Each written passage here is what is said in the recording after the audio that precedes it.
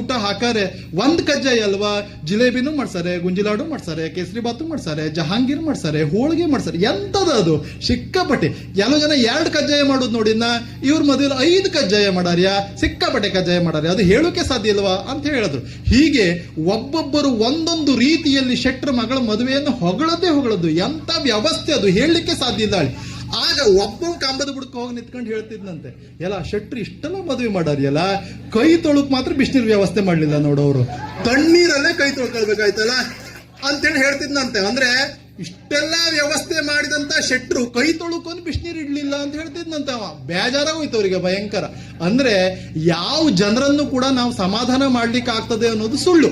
ಹೀಗಾಗಿ ನೀವೆಷ್ಟೇ ವೈಭವಪೇತವಾಗಿ ಮಾಡಿ, ಎಷ್ಟೇ ಚೆನ್ನಾಗಿ ಮಾಡಿ, ಜನ ಆಕ್ಷೇಪ ಮಾಡುವವರಿಗೆ, ಆರೋಪ ಮಾಡುವವರಿಗೆ ಕೈ ತೊಳಿಕ್ ಬಿಸಿನೀರು ಇಡ್ಲಿಲ್ಲ ಅನ್ನೋದೊಂದಾರು ಉಳಿತದೆ ಕೊನೆಗೆ. ಹೀಗಾಗಿ ಜನರ ಆಕ್ಷೇಪಗಳಿಗೂ ಆರೋಪಗಳಿಗೂ ನಾವು ತಲೆಗೊಡಬಾರದು.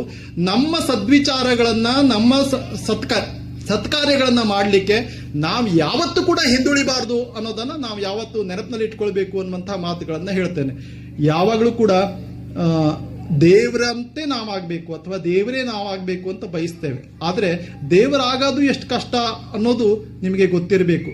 ಒಂದೇ ಪರ್ವತದಲ್ಲಿ ಹುಟ್ಟಿದಂತಹ ಕಲ್ಲುಗಳು ಒಂದು ದೇವರಾಯಿತು, ಒಂದು ಅದರ ಮುಂದಿರತಕ್ಕಂತಹ ದೀಪದಾರಿ ಮಹಿಳೆಗಳಾಯಿತು, ಒಂದು ಕಂಬ ಆಯಿತು, ಒಂದು ಅಲ್ಲೇ ಹೊರಗಡೆ ಇರತಕ್ಕಂತಹ ಮೈಲ್ಗಲ್ನಲ್ಲಿ ಇರತಕ್ಕಂತಹ ಕಲ್ಲಾಗಿ, ಹಾಸ್ಗಲ್ಲಾಗಿ ನೆಲಕ್ಕೆ ಉಳಿಯಿತು. ಒಂದೇ ಪರ್ವತದಲ್ಲಿ ಇರತಕ್ಕಂತಹ ಕಲ್ಲುಗಳು.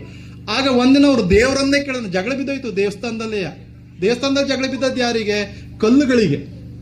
ಆಗ ದೀಪದಾರಿ ಮಹಿಳೆ ಹೇಳ್ತಂತೆ ದೇವರಿಗೆ, ಮಾರಾಯ, ನಾವೆಲ್ಲ ಒಂದೇ ಪರ್ವತದಿಂದ, ಒಂದೇ ಗುಡ್ಡದಿಂದ ಬಂದಂತಹ ಕಲ್ಲು, ನಿನ್ನ ಮಾತ್ರ ದೇವರು ಮಾಡಾನೆ, ಒಳಗೆ ತಕೋಗಿ ನಿಲ್ಸಾನೆ, ನಿನಗೆ ಹೂವಿನಲ್ಲೆಲ್ಲ ಅಲಂಕಾರ ಮಾಡ್ತರು, ಪಂಚಾಮೃತ ಅಭಿಷೇಕ ಮಾಡ್ತರು, ನೈವೇದ್ಯ ಎಲ್ಲ ತಂದಿಡ್ತರು, ಎಲ್ಲ ಪೂಜೆನೂ ನಿಂಗೆ ಸಲ್ಲಿಸ್ತರು, ನನಗೆ ಮಾತ್ರ ಎಣ್ಣೆ ಹೊಯ್ದು ಹೋಗ್ತರು. ಈ ಎಣ್ಣೆಲಿ ಮಿಂದ ನನಗೆ ತ್ರಾಸ ಹಾಕೊಂಡದ, ಇಡೀ ಮುಖ ತುಂಬಾ ಎಣ್ಣೆ ನನಗೆ ಅಂತೇಳಿ ಆ ದೀಪದಾರಿಯಲ್ಲಿ ಮುಂದೆ ಹಿಡ್ಕೊಂಡು ನಿಂತ್ಕೊಳ್ತದಲ್ಲ, ಅದು ಈ ದೇವ್ರ ಮೇಲೆ ಆಕ್ಷೇಪ ಮಾಡ್ತದಂತೆ.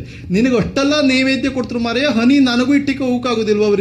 ಮುಂದ್ ಬದಿಗಿದ್ದು ಬಸವಂಗೆ ಎಲಿಗೆಲ್ಲ ಇಟ್ಟಿಗೆ ನಡೀತರು, ನಂಗೆ ಇಡುದಿಲ್ಲ ಅಂತ ಹೇಳಿ ಆಕ್ಷೇಪ ಮಾಡ್ತಂತೆ. ದೀಪದಾರಿ ಮಹಿಳೆಗೆ ಯಾರು ನೈವೇದ್ಯ ಇಡ್ತಾರೆ? ಇಡುದಿಲ್ಲ. ಆಗ ದೇವರು ಸುಮ್ಮನೆ ಕೇಳಿಸ್ಕಣ್ತು. ಕೊನೆ ಹೊರಗಡೆ ಇದ್ದ ಕಂಬಗಳೆಲ್ಲ ಆಕ್ಷೇಪ ಮಾಡಿದ್ವಂತೆ, ನೋಡು, ಮಳೆ ಗಿಳೆ ಬಂದ್ರೆ ರಕ್ಷಣೆ ಮಾಡುವರೇ ನಾವು ನಿಮಗೆ, ನೀ ಒಳಗಡೆಗೆ ಆರಾಮ್ಸೆ ಗರ್ಭದ ಗುಡಿಯಲ್ಲಿ ಹಿಂಗ್ ನಿಂತ್ಕೊಂಡ್ಬಿಟ್ಟಿದ್ದೆ ಕೈ ಹಿಂಗ್ ಮಾಡ್ಕೊಂಡು, ನಿನಗೆ ರಕ್ಷಣೆ ಕೊಡುವವರು ಯಾರು? ನಾವು ಕಂಬಗಳು. ಇಷ್ಟು ಭದ್ರವಾಗಿ ದೇವಾಲಯಗಳನ್ನ ಎತ್ತಿ ಹಿಡಿದು ನಿಂತ್ಕೊಂಡೋದ್ರಿಂದನೇ ಅಲ್ವೇ ನೀನ್ ದೇವರಾಗದ್ದು. ನಿನಗೆಲ್ಲ ಪೂಜೆ ಸಲ್ಲಿಸ್ತರು, ನಿನಗೆಲ್ಲ ದೀಪದಾರ್ತಿ ಎಲ್ಲ ಮಾಡ್ತರು, ನಮ್ಗೆ ಯಾರು ಮಾಡೋದಿಲ್ಲ.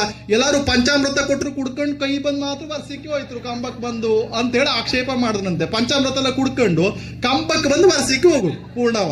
ನಾವು ನಿಮ್ಮ ಅಣ್ಣ ತಮ್ಮಂದಿಕ್ಳೇ ಅಲ್ವಾ, ಒಂದೇ ಗುಡ್ಡದಿಂದ ಬಂದವರೇ ಅಲ್ವಾ, ನಿನಗೆ ಮಾತ್ರ ದೇವರ ಸ್ಥಾನಮಾನ, ನಿನಗೆ ಮಾತ್ರ ಅಷ್ಟೆಲ್ಲ ಅರ್ಚನೆ, ಅಷ್ಟೆಲ್ಲ ಧೂಪ, ಅಷ್ಟೆಲ್ಲ ಪ್ರಸಾದ, ನಮಗ್ ಮಾತ್ರ ಎಂಥದ್ದು ಇಲ್ಲ. ಈ ಪಂಚಾಮೃತವನ್ನು ತಿಕ್ಕಿಕೋಯ್ತರು, ಯಾರು ಬೆನ್ ತುರ್ಸಿದ್ರು ಬಗೆಯಲ್ಲೇ ತುರ್ಸ್ಕೊಳ್ತರು ಕಂಬಕ್ಕೆ ಬಂದ್ಕೊಂಡು, ಇಷ್ಟು ಬಿಟ್ರೆ ಮತ್ತೆಂಥದ್ದು ಇಲ್ಲ ನಮಗೆ ಅಂತ ಹೇಳಿ ಬಾಳ ಬೇಜಾರು ಮಾಡ್ಕೊಂಡ್ವಂತೆ.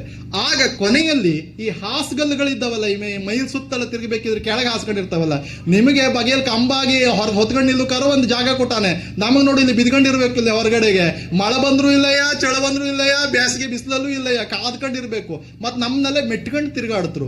ನಿನಗ್ ಮಾತ್ರ ದೇವ್ರ ಪೂಜೆ, ಎಲ್ಲ ಪುರಸ್ಕಾರ, ಎಲ್ಲ ಪ್ರಸಾದ, ನೈವೇದ್ಯ ಎಲ್ಲವುದುವ, ನಮ್ಮನ್ನ ಮಾತ್ರ ಮೆಟ್ಕೊಂಡು ತಿರುಗಾಡುದಲ್ಲ ಅಂತ ಹೇಳಿ ಹೇಳಿದ್ರಂತೆ. ಆಗ ದೇವ್ರು ಹೇಳಿದ್ನಂತೆ,